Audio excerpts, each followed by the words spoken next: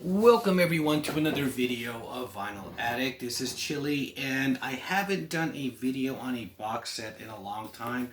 So I chose this one, Jane's Addiction Sterling Silver. And so Sterling Spoon. Sorry. Now before I get into this, please don't forget to hit the like button. Comment on my video, share this video, and if you still haven't, please subscribe to my channel and hit the notification bell.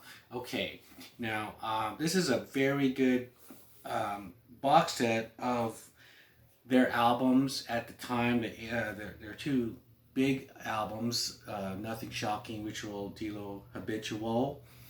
It's a seminal alternative rock group's anniversary edition 6 LP. This was released in 2016, and they also have Kettle Whistle, that's demos and rarities, and this is the vinyl only release, and live at the Hollywood Palladium in 1990, limited to 5,000 copies worldwide. Okay, so they all slip in this box, and so let's take a look here. So there's the track list on the back. There's the nice spine. And it's a nice, you can see all these little things in here. So you have Stop. There's California, I guess because they're a California band. Surfboards, you know, they surf, where Perry does. So now the first album, of course, that they put out, studio and Warner Brothers, was Nothing Shocking. It's like a cow background, and it's it's an interesting cover that Perry did. The conjoined twins and their women and their heads on fire. Now on this album was Up the Beach, Ocean Size, Had a Dad, Ted Just Admitted, Standing in the Shower, Thinking, Side 1. Side 2, Summertime Rolls, Mountain Song, Idiot's Rule, Jane Says, and Thank You Boys. CD had Pigs and Zen. It didn't have it on here, and it didn't have it on here then. It doesn't have it on here now. And it's just a kind of reproduction of the original in white label. Nice protective sleeve, and we have a replica of the inner sleeve with the pictures and lyrics. Now I saw this tour and it was like $5 in the club in Santa Clara.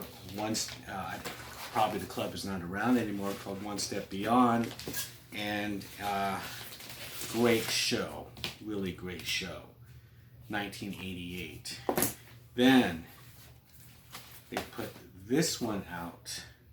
Now, this was released, I believe, in 1990. This album. Yes, it was. And there's the original cover, because this one was later on banned, and they used just a white cover with the First Amendment on there.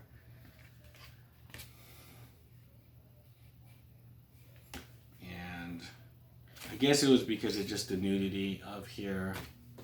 But this was Perry's art as well. Just kind of throws everything on there. And it's the this was in a little book, a little booklet, I remember, in the CD.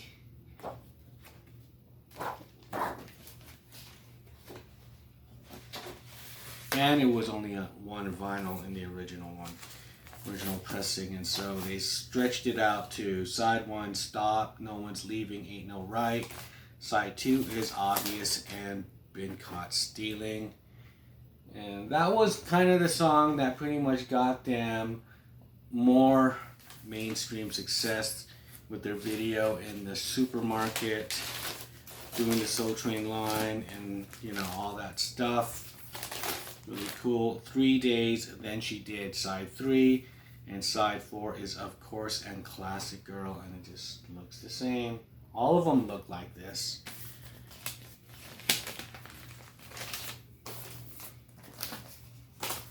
Hopefully they'll do a new one with all the other albums and everything. Because Eric is back in the band, and you know, maybe, and I don't know if they're gonna do something new, a new album, but then that would be great. Just kind of went full circle, and you know, just put all of these things in a collection. So here is the Kettle Whistle demos, outtakes, and this one, side A, Kettle Whistle, Ocean Size demo. My cat's name is Maceo demo. That's a good song. I like that one. It's Maceo Parker. I believe that's who that is. Side B, Had a Dad, studio outtake, So What, Mountain Song demo. Been Caught Stealing, studio outtake, and City on Soul Kiss 88. There's no inserts here. Yeah, City is from that home video they put out years ago on VHS, Soul Kiss, and they had videos of Mountain Song and just like documentary stuff. Here's the live album. This is one of the reasons why I got this. Live at Palladium. Now these are all flyers that make up this cover.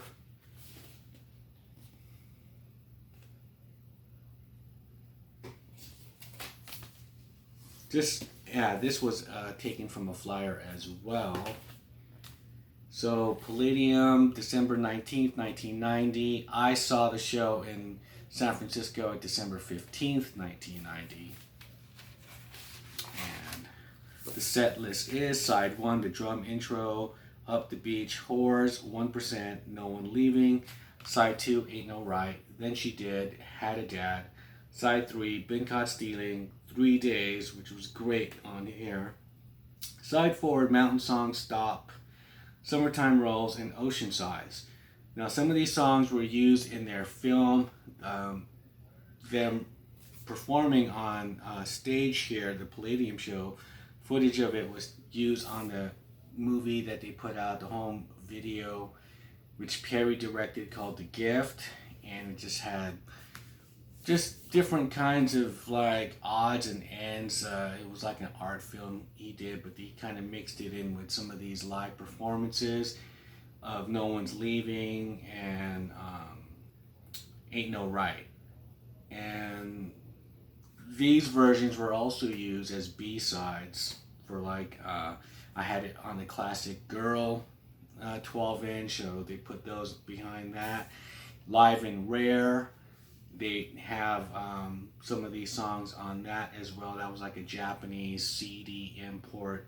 Now, when I saw them on this tour, you know, usually when you see a band like on the first, they kick off a tour and they're still kind of just trying to work things out.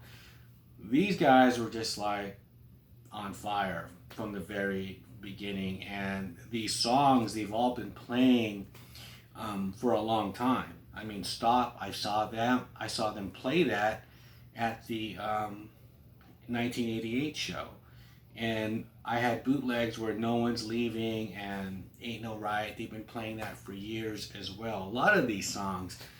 So they just been kind of like playing the same songs, even though these albums weren't released on albums. And so when you saw them play it live and for this tour, you know, it was already, you know, they've been playing it. It was just like a walk in the park for them, and it was really cool.